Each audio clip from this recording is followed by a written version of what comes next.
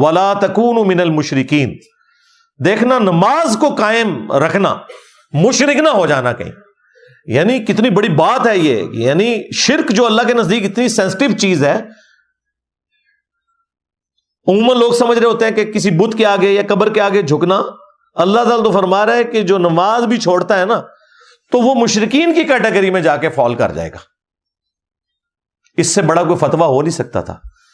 اور اگر کسی کے دماغ میں کوئی خناس رہ گیا تھا نا تو وہ صحیح مسلم کی حدیث نے اسے نکال دیا. 246 نمبر حدیث کہ بندے کے کفر اور ایمان، شرک اور اسلام کے درمیان فرق کی نماز ہے.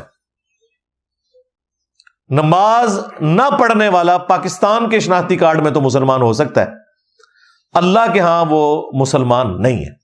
ہاں ظاہری کلمے کا احترام کریں گے، مر جائے گا جنازہ بھی پڑھیں گے، اس کے لیے دعائے مغفرت بھی کریں گے، لیکن اس کی زندگی میں اسے بتائیں گے کہ بھائی یہ شناختی کارڈ والے مسلمان ہو، تمہارے کلمے کا احترام ہو رہا ہے، ادروائز نماز چھوڑنے والا بندہ مسلمان نہیں ہے. اور یہ میرا فتویٰ نہیں ہے، قرآن کا فتویٰ ہے، نبی الاسلام کا فتویٰ ہے. پھر بھی اگر کسی کو سمجھ نہ آئے تو جامع ترمذی میں حدیث ہے، عبداللہ ابن شقیق تابعی کہتے ہیں کہ صحابہ کرام صرف تارک الصلاۃ کو کافر سمجھتے تھے، جو نماز چھوڑنے والا ہے، اور کسی کو کافر نہیں کہتے تھے خواہ وہ کتنا ہی گناہ کرتا ہو. لیکن جو نماز نہ پڑھتا ہو صحابہ کرام اسے کافر سمجھتے تھے.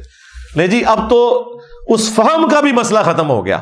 اگر کوئی کہ مجھے قرآن کا فہم نہیں ہے، ہمیں حدیث بتائیں، حدیث بھی بتا دی، حدیث کا بھی فہم نہ آیا. صحابہ کرام سے تو بڑھ کر کوئی قرآن و سنت کو جاننے والا نہیں تھا.